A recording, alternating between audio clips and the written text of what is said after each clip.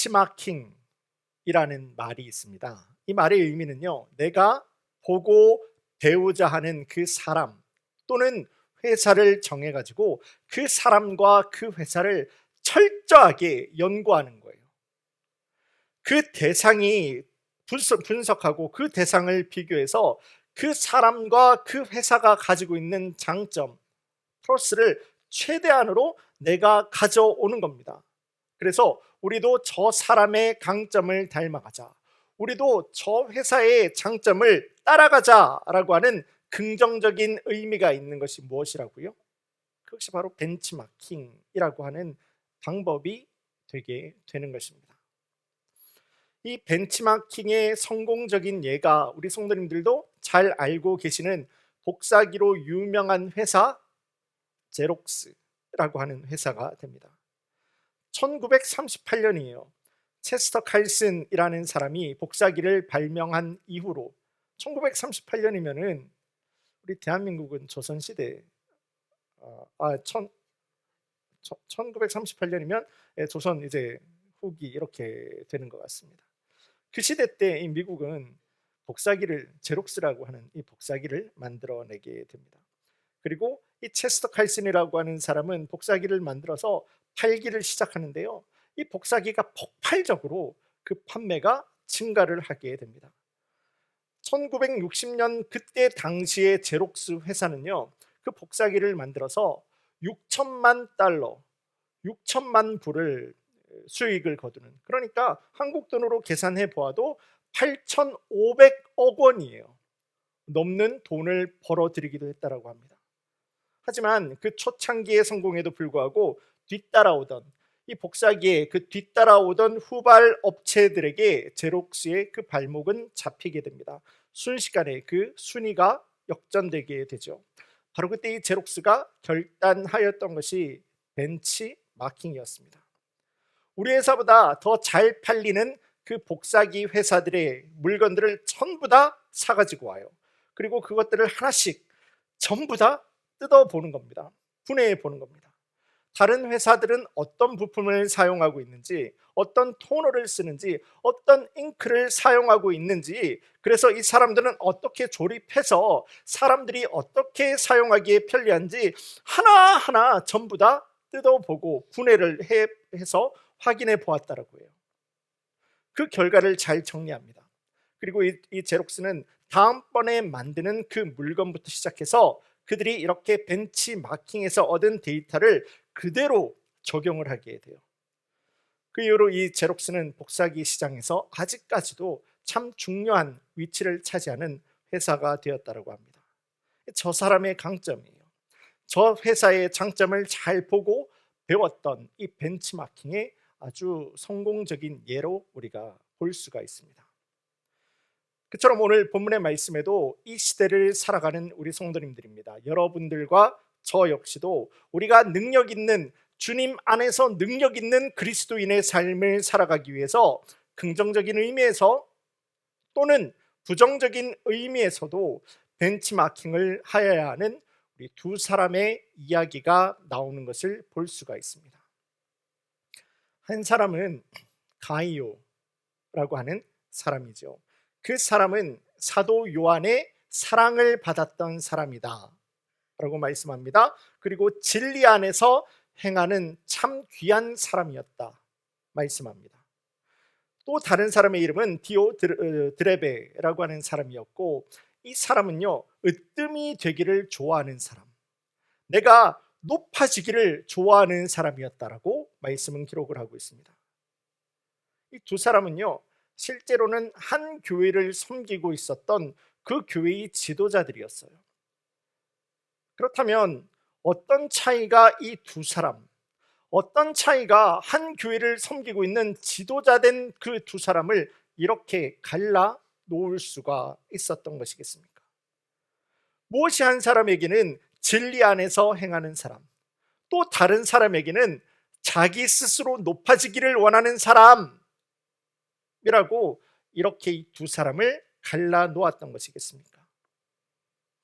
시간 우리 성도님들과 함께 오늘 본문에 나오는 이 두 사람의 그 이야기를 가지고 벤치마킹, 선한 것을 본받으라 라고 하는 제목으로 하나님 말씀의 도전과 은혜를 나누기를 원합니다. 오늘 말씀의 배경이 되는 이 요한 3서, 이 요한 3서가 기록된 초대교회의 시절이죠. 초대교회가 막 세워져 가는 그 시절입니다. 그 시절에는 각각의 교회를 담당해서 사역하는 전문적인 목회자, 그러니까 목사와 같은 사람이 될 수가 있겠죠. 이런 전문적인 목회자가 굉장히 부족했습니다. 그래서 각 교회에서는 평신도 리더, 평신도 지도자들이 세워져서 교회를 돌보고 있었고, 사도 요한 또는 사도 바울과 같은 사람들이 특별히 하나님으로부터 부름받은 하나님의 종들이에요. 이 사람들이 여러 교회들을 이렇게 다니면서 하나님의 말씀을 증거하고 또 그들 가운데서 말씀을 가르치는 사역을 하고 있었던 겁니다. 그러니까 이 여러 지역을 다니면서, 교회를 찾아다니면서 하나님 말씀을 증거해야 되고 가르치는 이 사람들에게는 자신의 직업을 갖기가 굉장히 어려운 상황이 되었다라고 하는 거예요. 이에 그 당시 교회들은 우리 교회가 있는 이 지역에 이제 말씀을 전하게 되는 주의 종이 오지 않습니까? 그렇다면 그분들이 편안하게 쉴 수 있는 장소도 제공하기도 하였고, 또 그분들이 또 사역을 힘있게 사역을 감당할 수 있도록 물질적인 지원을 아끼지도 않았던 겁니다. 그런 상황 가운데서 오늘 우리 함께 읽은 이 본문의 말씀은 사도 요한이 한 지역 교회를 섬기고 있었던 그 지도자에게 보내는 편지 가운데서 일부분을 우리 성도님들과 함께 본문의 말씀으로 읽었던 겁니다. 이 말씀의 수신자는요, 가이오라고 하는 한 지역 교회의 장로였어요. 가이오는 그 당시 한 교회를 섬기는 지도자였습니다. 특별히 오늘 본문의 말씀에 앞선 1절 가서 말씀을 보시면은요, 이 가이오를 사도 요한의 사랑받는 사람이라고 기록을 하고 있고요. 또 3절입니다. 3절 가서 보시면은 진리 안에서 행하는 사람이다 라고 가이오를 소개를 하고 있어요. 그렇다면 가이오는 도대체 어떤 사람이었길래, 이 가이오라고 하는 사람은 도대체 어떤 믿음을 가지고 있었길래 이렇게 인정받는 신앙, 인정받는, 칭찬받는 신앙인이 될 수가 있었겠습니까? 오늘 본문에 앞선 5절 그리고 6절 말씀인데요, 이 말씀 우리 성도님들과 함께 한 목소리로 보기를 원합니다. 시작. 사랑하는 자여, 네가 무엇이든지 형제 곧 나그네 된 자들에게 행하는 것은 신실한 일이니 그들이 교회 앞에서 너의 사랑을 증언하였느니라. 네가 하나님께 합당하게 그들을 전송하면 좋으리로다. 이 가이오라고 하는 사람은요, 그가 보여주고, 이 가이오라고 하는 사람은 그가 살아가고 있는 모든 순간들을 통해서 예수님이 내 삶의 참된 주인입니다 라고 하는 그 모습, 성령의 열매를 매일같이 맺으면서 살아가는 사람이었다라는 겁니다. 예수님이 내 삶의 기준이 되는 사람이에요. 예수님이 내 삶의 결정이 되는 사람이 바로 이 가이오였다라는 겁니다. 저는 이 아침 시간에도 주님의 전에 나와서 이렇게 예배 드리는 우리 모든 성도님들의 모습이, 여러분들의 오늘 예배의 모습이, 지금 우리가 연말을 지나고 있잖아요. 어제도 우리가 토요일날 이제 2024년도의 마지막 연말을 지나지 않았습니까? 우리 성도님들 참 오늘 보니까 조금 다른 주에 비해서 조금 더 피곤해 보이시는 모습도 이렇게 보이는데, 아무래도 우리가 바쁘신 시절을 지나고 있어요. 그럼에도 불구하고 주님 앞에 예배 드리는 것이 내 삶의 가장 우선순위다라는 것을 기억하고 나와서 예배 드리는 우리 모든 성도님들에게 이 가이오를 칭찬하시고 가이오를 인정하신 아버지 하나님의 그 놀라운 위로하심과 은혜의 역사가 이 시간 예배하는 우리 모든 성도님들 가운데서 가득할 수 있기를 주님의 이름으로 간절히 소원합니다. 자, 주님, 하나님께서 이 가이오를 칭찬한 여러 가지 이유들이 있는데요, 그 가운데서 구체적인 것 하나가 바로 오늘 함께 읽은 이 5절에도 나오는 것처럼 이 가이오라고 하는 사람은 내가 섬기고 있는 이 교회, 이 지역을 방문해서 하나님의 말씀을 가르치고 하나님의 말씀을 전하고 있었던 그 사람들을 진실된 마음으로 섬겼다라고 하는 거예요.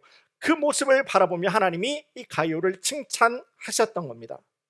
그 당시에는 교회를 섬기는 목회자들이 없었어요. 순회 증거자들, 순회 전도자들, 그러니까 트래블링 프리처, 이벤젤리스트들이 복음을 막 전하고 다닐 때 이 사람들은요, 세상과 사람들로부터 쉽게 도움을 받을 수 있는 방법이 없었어요.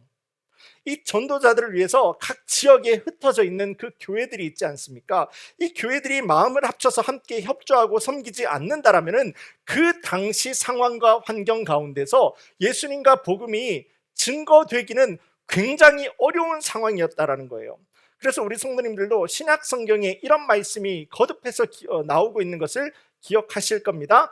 초대 교회를 배경으로 하고 있는 그 상황 가운데 나오는 신약 성경의 말씀에서 손 대접하기를 열심히 하라. 손이죠. 손님이죠. 손님 대접하기를 열심히 하라라고 하는 신약 성경의 말씀이 거듭되는 것을 우리 성도님들 기억하시는 분들도 계실 거예요.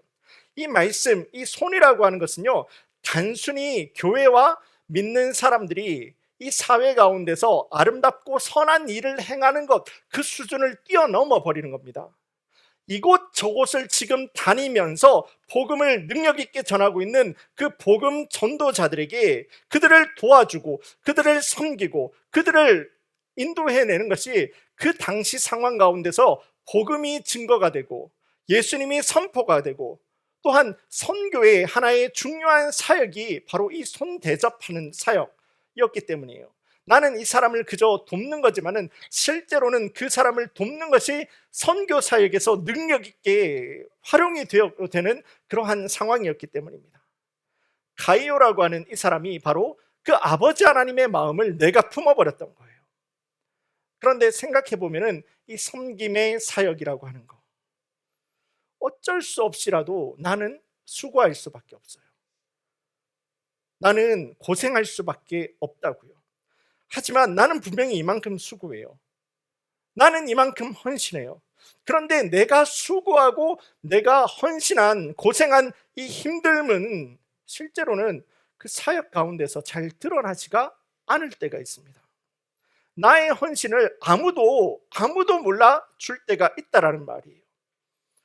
그럼에도 불구하고 이 가이오는 어찌 보면 힘들어요. 어찌 보면 아무런 보람이 없을 수 있는 이 사역을 기쁨으로 순종해 버립니다. 왜요? 하나님 앞에서 그것이 옳은 사역이기 때문에, 그 일을 내가 감당하는 것이 하나님께서 기뻐하시는 모습이기 때문에, 그리고 그렇게 복음 전도자들을 아무 말 없이 내가 돕는 것이, 그것 자체가 복음이 증거되는 것이고 선교에 참여할 수 있는 놀라운 사역이 되기 때문에 이 가이오라고 하는 사람은 아무 말도 하지 않아요. 내가 소모가 돼요. 내가 드러낼 수 없는, 나의 이름이 드러날 수 없는 사역이다라고 하더라도 상관하지를 않습니다. 그냥 하는 거예요. 그냥 했던 거예요. 오늘 본문의 8절입니다. 8절 말씀 제가 보겠습니다. 그러므로 우리가 이 같은 자들을 영접하는 것이 마땅하니 이는 우리로 진리를 위하여 함께 일하는 자가 되게 하려 함이라. 뭐라고요? 우리로 진리를 위하여 함께 일하게 되는 자래요. 나는 복음 증거자들을 도울 뿐이에요. 그냥 내 방 한 칸 내주는 거예요. 또 내가 가지고 있는 일정의 예물을 함께 도와드리는 거예요. 그런데 그 모습이 무엇이었더라고요? 진리를 위해서 함께 일하는 축복이 가이오 가운데서 함께 임하게 되었다라고 하는 겁니다. 가이오가 이 하나님 은혜의 놀라운 비밀을 알게 된 겁니다. 이 사람들을 섬기는 것이 단순한 봉사, 단순한 헌신의 수준을 뛰어넘어 버려가지고 그 자체가 복음 증거였다라는 거예요. 그 자체가 선교였다라는 사실을 알았던 거예요. 그런데 생각해 보면은 그것이 오늘날에도 우리 교회가 존재하는 이유이고 목적이지 않습니까? 죽음에서 부활하신 예수님께서 11명의 제자를 앞에 세워다 놓고 남기신 단 하나의 명령이 무엇이었습니까? 너희는 가서 모든 족속을, 모든 민족을 제자로 삼아서 아버지와 아들과 성령의 이름으로 침례를 베풀고 내가 너희에게 분부한 그 모든 것들을 그들에게도 가르쳐 지키게 하라. 예수님 부활하셔서, 죽음에서 부활하셔서 그 11제자에게, 그러니까 오늘날 교회들에게 남기신 예수님의 명령은 단 하나밖에 없습니다. 모든 영혼들에게 예수와 복음을 증거하게 하여라. 가이오가 이 비밀을 알고 있었던 거예요.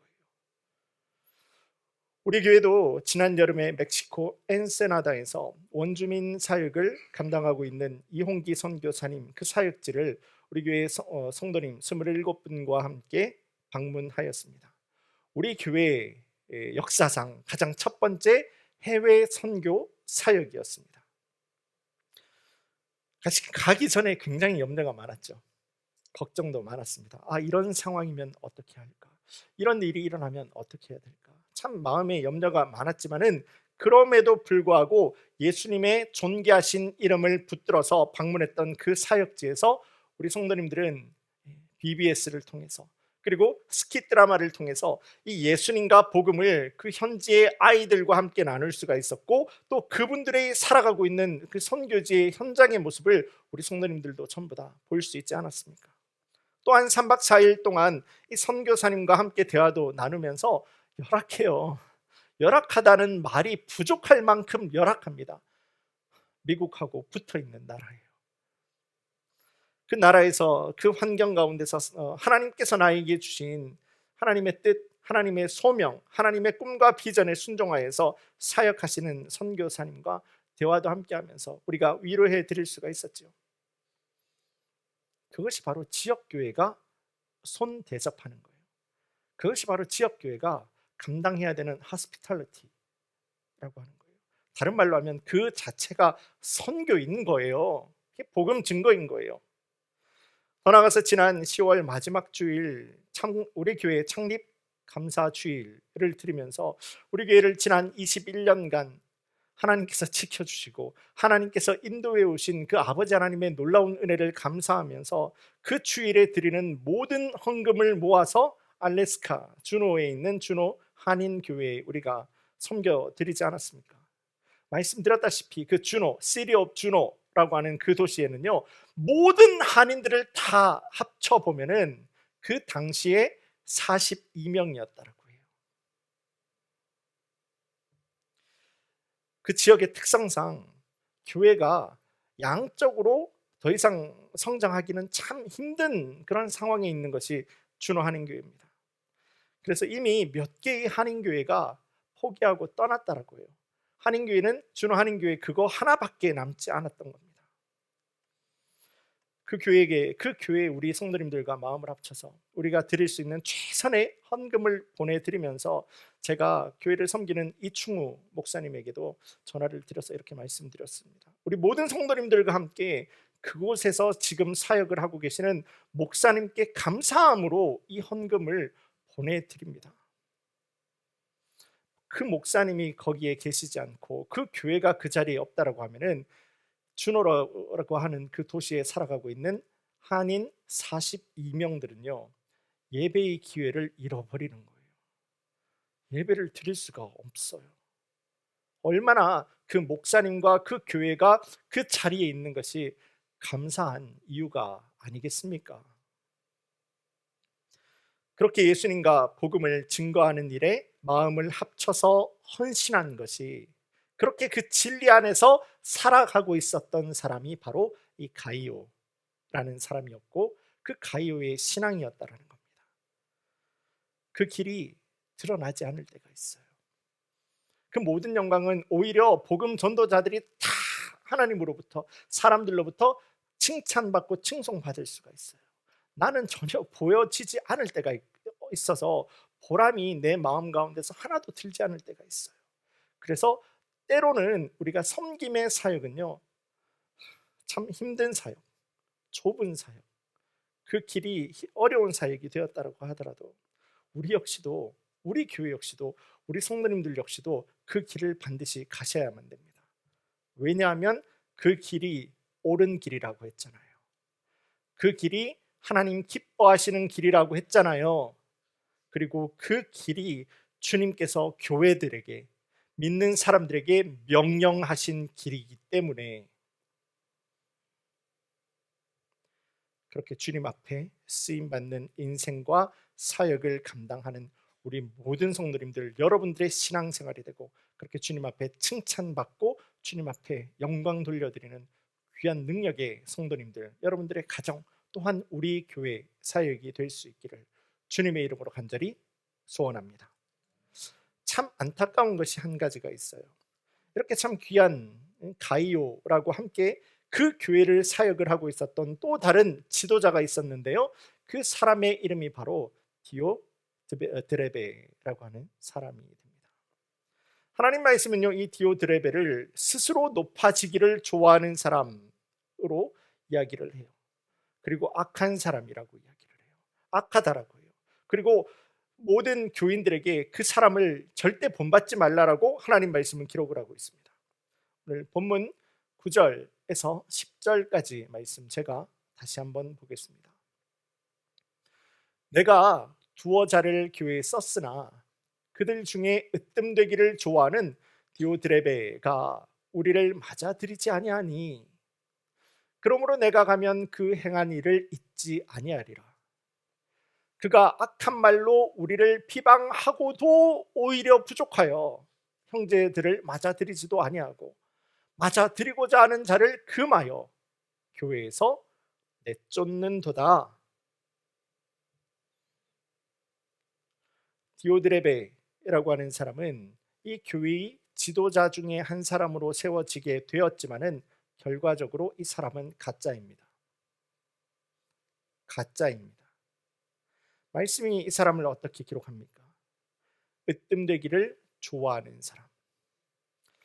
맞아요. 우리 모든 사람들은요, 스스로 높아지고자 하는 마음이 있어요. 우리 모든 성도님들도 그렇고 저도 그렇습니다. 아마 높아지기 싫어하는 사람은 아무도 없을 거예요. 누구나가 다 나를 드러내고 싶어하고 나를 주장하고 싶은 마음을 가지고 있는 것은 우리의 자연스러운 모습이기 때문이에요. 하지만 교회라고 하는 것은 우리의 자연스러운 모습, 우리의 본성을 가지고 사역하는 곳이 교회가 되어서는 안 됩니다. 우리 안에 있는 육신의 생각, 이 땅에 있는 이 땅의 지혜, 이 땅의 방법으로 섬기는 곳이 교회가 되어서는 안 된다라고 하는 거예요. 마태복음 20장 말씀은 다음과 같이 우리에게 도전하고 있는 것이 아니겠습니까? 마태복음 20장 26절 말씀 제가 보겠습니다. 너희 중에 크고자 하는 자는 너희를 섬기는 자가 되고 으뜸이 되고자 하는 자는 너희 종이 되어야 하리라. 크고자 하는 자는 너희를 섬겨야 하고 으뜸이 되려고 한다면 종이 먼저 되어야 되는 것이 성경의 법칙이라는 거예요. 세상의 원리가 있어요. 세상의 방법이 있어요. 하지만 교회의 원리, 교회의 방법이라고 하는 것은 세상의 방법과는 다릅니다. 왜냐하면 교회의 주인은 바로 여러분들입니다 라고 이야기를 하면 여러분들도 기분 좋으시죠? 저도 좋아요. 저도 좋아요. 그러면은 저도 우리 성도님들을 통해서 좋은 이야기 듣고 사역할 수 있는 것이 아니겠습니까? 하지만 교회의 주인은 우리가 아니에요. 여러분들이 아니에요. 교회의 주는 사람이 아니에요. 교회의 진짜 주인은요, 이 교회라고 하는 것은 흔들림 없는 하나님의 말씀의 반석 위에 세워진 것이 교회 아니겠습니까? 그리고 이 교회의 머리는 누굽니까? 예수님이세요. 이 예수님이 머리가 되는, 예수님의 말씀 가운데서 세워지게 된 것이 믿음 공동체, 교회가 되게 된 거예요. 교회의 참된 주인은 십자가에서 못 박히시고 자신의 죽음과 자신의 부활로 이 땅에 교회를 시작하게 하신 예수님께서 교회의 진짜 주인이 되게 된다는 겁니다. 그러므로 하나님의 말씀이 기준이 되는 교회, 하나님의 말씀이 사역의 방향이 되는 교회, 그렇잖아요. 우리가 여러 가지 우리 교회 역시도 고민을 합니다. 기도를 합니다. 이 일에 대해서 어떻게 풀어가야 될까? 사람들이 모여서 이야기를 하죠. 대화를 나눕니다. 그 가운데서 절대 우리의 생각과 우리의 경험과 우리의 의지가 교회를 끌고 가는 교회가 아니라, 우리는 보이지가 않아요. 이해가 되지 않아요. 우리는 상상할 수도 없어요. 하지만은 이 믿음 공동체를 통해서 하나님이 꿈꾸시고 하나님이 비전 보이시는 그 방향대로 나가는 겁니다. 그게 바이탈, 믿음의 생명력이 살아있는 주님의 믿음 공동체가 되어진다라고 하는 거예요. 그것이 아니고 내 스스로 높아지기를 막 원하는 사람들이 교회 안에서 움직이기 시작하잖아요. 그 교회는 반드시 어지러워질 거예요. 그 교회는 반드시 어려워질 수밖에 없을 거예요. 교회가 그렇게 믿음의 중심을 놓쳐버리고 아무런 방향도 없이 이 사람 저 사람 이야기하는 대로 끌려다니는 그런 모습들을 우리 성도님들도 주변에서, 이웃들을 통해서 보신 적이 있지 않으십니까? 오늘 말씀에 나오는 이 디오드레베라고 하는 사람이 바로 그런 지도자였다라는 거예요. 교회를 흔드는 사람, 한 지역교회의 지도자로 세움을 받게 된 이 디오드레베라고 하는 사람이요, 예수님께서 직접 불러서 세운 사도 요한이잖아요. 예수님의 제자잖아요. 사도잖아요. 이 한 교회의 지도자가 예수님이 불러서 세운 사도 요한을 향해서 막 공격합니다. 그 당시 교회의 당연한 사역이 순회 전도자들을 섬기는 것이었다고 했잖아요. 그렇지 않으면 이 사람들은 사역을 할 수가 없어요. 사람들이 사역을 하지 않으면 복음이 증거가 될 수가 없는 그런 상황이었더라고요.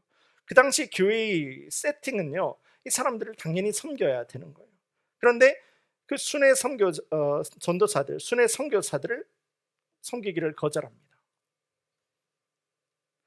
그래도 주님 주신 마음이 있잖아요. 말씀이 있잖아요. 그래서 이 지도자 몰래 그들에게 가가지고 내가 섬기고자 하는 사람들이 있을 수 있잖아요.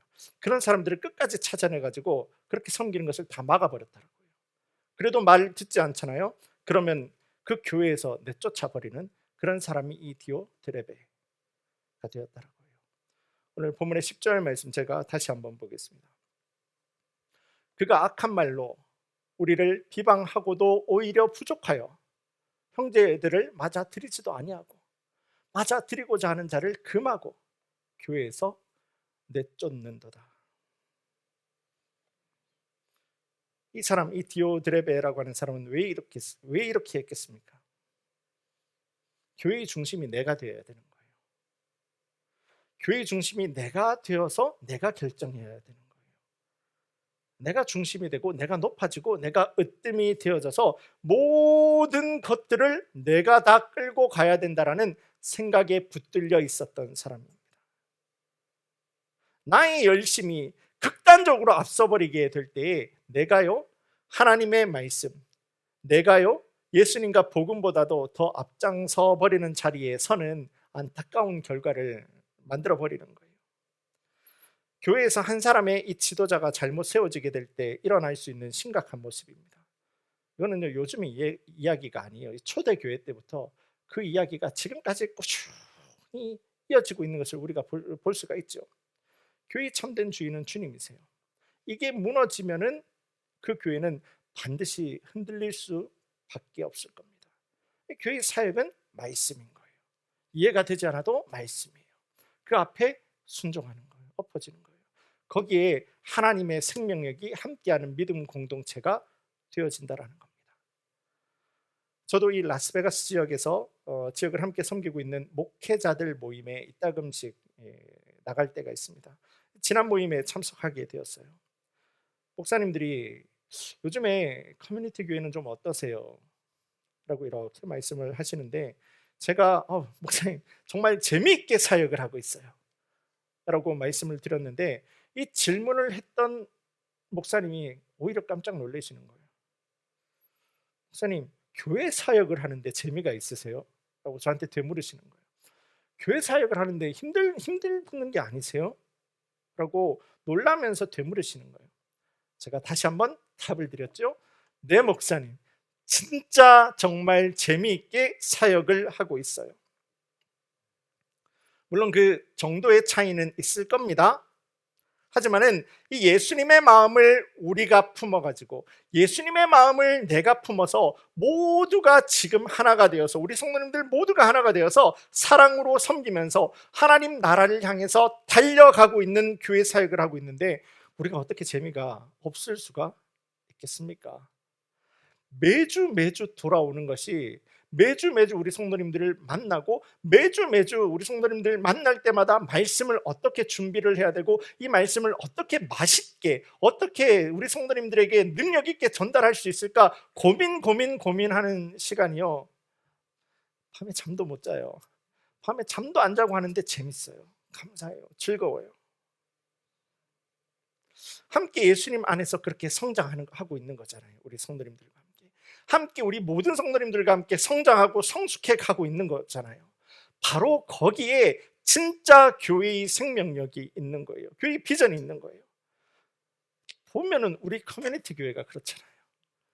우리 커뮤니티 성도님들이 지금 그렇게 사역을 하고 있잖아요. 사람이 으뜸의 자리, 사람의 높은 자리에 막 올라가려고 하면은요, 그 사람 때문에 교회는 무너질 수밖에 없습니다. 교회의 주인은 하나님이시고 교회는 그 하나님의 말씀대로 사역하는 것이 주님의 몸된 공동체, 여러분들의 가정에서부터 시작되는 가정이 되고 우리 교회 목장이 되고 우리 교회가 되고 우리 교회의 사역으로 이어지게 되는 것이라는 겁니다. 성경에 보면은 하나님의 자녀를 종으로 그리고 자녀로 부르는 그렇게 말씀을 우리가 찾아볼 수가 있어요. 이 종과 자녀에는 굉장히 큰 차이가 있어요. 이 종이라고 하는 것, 자녀라고 하는 것. 종이라고 하는 사람들은요, 세상과 사람과 늘 경쟁하기에 내가 가진 모든 에너지를 다 쓰면서 살아가는 사람들이 이 종인 사람들인 거예요. 오늘 무엇을 먹을까? 무엇을 입을까? 무엇을 마실까? 늘 고민이에요. 그런데 자녀들은요, 이런 고민을 하지 않아요. 똑같은 삶을 살잖아요. 똑같은 인생을 살아가고 있는데 그런 고민을 하지 않아요. 자녀들은요. 왜요? 마태복음 6장 가서 말씀이 기록을 하는 것처럼 하나님께서, 우리 아버지 하나님께서는 하나님의 자녀들이 필요한 거, 자녀들이 이 땅의 삶을 살아갈 때 필요한 거 하나님께서, 아버지 하나님께서 이미 다 잘 알고 계시고 하나님께서 이미 다 채워주시는 거예요. 그러니까 이 자녀라고 하는 사람들은요, 무엇을 입고 무엇을 먹고 마실 고민을 하지 않아도 돼요. 그 에너지가 남아 있어요. 그 에너지를 가지고 여기에다 쓰는 것이 아니라 세상과 구별된 거룩한, 세상과 구별된 그 거룩한 삶을 살아갈 수 있는 그 길에 그 에너지를 쓸 수 있는 사람들이 바로 자녀들, 하나님의 자녀들이다라고 하는 거예요. 내가 이 땅을 살아가는 그 모든 필요를 이미 알고 계시는 하나님의 은혜가 나를 채워버리시기 때문에 그 은혜의 에너지를 가지고 세상과 구별되는 그 삶을 살아갈 수 있는 일에 내가 힘을 쏟으면서 살아갈 수가 있는 거예요. 하지만 나를 향한 하나님의 은혜가 공급이 충분하지 못하다고 생각하는 이 종들은요, 그 사람들이 가지고 있는 모든 관심은 이 땅의 것이 될 수밖에 없어요. 그렇잖아요. 내가 오늘 먹고 살 게 걱정이 되는데, 내가 오늘 무엇을 먹고 입고 마실까, 이게 걱정이 되게 되니까 거기에다가 내 모든 에너지를 쏟아버리게 돼요. 그러다 보니까 자연스럽게 내가 조금이라도 저 사람보다 으뜸이 되는 자리, 내가 저 사람보다 좀 더 높아지는 자리 올라가려고 하는 것이 종들이 교회 안에서도 종의 신앙생활을 하고 있는 사람들에게서 볼 수 있는 것이 아니겠습니까? 믿는 자로서 구별된 삶이 없는 거예요. 지금은 굉장히 신앙생활 은혜롭게 잘하고 계시는 한 장로님이 계십니다. 제가 너무나도 잘 알고 있는 장로님이세요. 이 장로님이요, 교회를 참 귀하게 잘 섬기셨어요. 특별히 참 비즈니스가 그 당시 너무 잘 되셨거든요. 물질로 교회를 어마어마하게 섬기셨어요. 자, 이제 교회의 임직자, 교회 이제 장로 투표하는 날이 딱 다가오게 됩니다. 이분은요, 자신이 당연히 장로가 될 줄 알았어요. 그런데 내가 그렇게 많은 사람들에게 용돈을 주었고 맛있는 것을 사 먹인 사람들이 그 임직자 투표하는 날 이분을 배신해 버리게 된 겁니다. 이분을 뽑아주지 않은 거예요.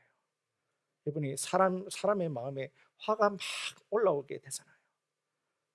담임 목사님을 찾아갑니다. 내가 이때까지 헌금한 거 다 돌려주세요. 성숙하지 못했던 거죠.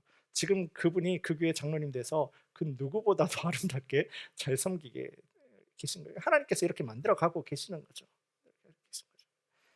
우리 안에요, 내가 하나님의 그 종의 신앙생활을 하게 된다라면은 절대 우리 가운데서 능력 있는 신앙생활을 할 수가 없을 거예요. 여러분들 가운데서 여러분들의 마음마다 심어 놓으신 하나님 그 자녀, 하나님께서 내 삶을 책임져 주시고 인도하시는 그 하나님의 인생을 누리고 살아가시잖아요. 오히려 여러분들은 그 에너지를 가지고 하나님 기뻐하시는 자녀의 삶에 충성되게 영광스럽게 주님 영광 돌려드리는 자녀의 능력 있는 삶을 살아가는 겁니다. 말씀 정리하겠습니다. 자, 오늘 우리는 2024년도 마지막 주일 예배를 드리고 있습니다. 우리 다음 주에 보이면 2025년이에요. 다음 주에 새로운 한 해를 기대하고 기도하면서 준비하고 있는 우리 성도님들, 2025년, 여러분들의 2025년은 어떤 신앙생활이 되기를 원하십니까? 이 가이오, 디오, 드레베라고 하는 이 한 교회를 섬기는 두 사람을 아주 극단적으로 분석하고 비교해 주시는 오늘 본문의 말씀을 통해서 여러분들은 그래서 이 말씀 앞에서 나는 이제 누구를 바라보면서 벤치마킹 하기를 원하십니까? 누구를 통해서 그 사람의 신앙생활을 배우고 그 신앙생활의 모습을 따라가기를 원하십니까? 바라기는 사도 바울이 이렇게 고백했죠. 나는 예수님과 그가 십자가에 못 박히신 것 외에는 아무것도 알지를 원치 않습니다. 아무것도 모르겠습니다. 예수님과 나는 십자가 하나밖에 없습니다. 그 믿음의 선한 것을 결단하였을 뿐인데 하나님께서 그 사도 바울의 앞을 열어버리시고 뒤를 막아버리시고 양옆에서 퍼부어 주시는 놀라운 축복과 은혜가 함께하였던 그 놀라운 은혜의 역사하심이, 하나님께서 주님만을 붙들었을 뿐인데, 하나님 기뻐하시는 말씀만을 붙들었을 뿐인데 그 인생을 성경에 그 이름이 기록이 되게 되는 가이오의 인생으로 인도하셨던 것과 같이 우리 성도님들 역시 믿음의 선한 것을 따라가기를 원합니다. 2025년도 역시 나에게 도전하시는 하나님의 말씀 하나만 붙들기를 원합니다. 주여 인도하여 주옵소서. 그 놀라운 믿음의 결단 가운데서 하나님 퍼부어 주시는 귀한 은혜가 가득한 우리 모든 성도님들의 신앙생활이 될 수 있기를, 능력 있는 2025년이 될 수 있기를 주님의 이름으로 간절히 축원합니다. 우리 다 함께 기도드리겠습니다. 이제는 우리 주 예수의 은혜와 아버지 하나님의 깊고 크신 사랑, 성령 하나님의 인도하심의 그 놀라운 역사하심이 주님 오늘 주신 주님의 말씀을 받습니다. 2024년을 마무리하면서 우리에게 도전하시는 이 요한 3서의 말씀을 받습니다. 그래서 이제는 하나님 말씀과 예수님 이 복음이라고 하는 이 진리의 선한 것에 서기를 원하고 순종하기를 믿음으로 결단하는 우리 모든 성도님들, 저들의 가정, 우리 성도님들의 직장, 그리고 우리 성도님들의 간절한 기도의 제목 위에 기쁨으로 2024년을 마무리하고 능력으로 2025년을 시작하는 주님 부으시는 놀라운 은혜가 지금으로부터 영원까지 함께 할지어다.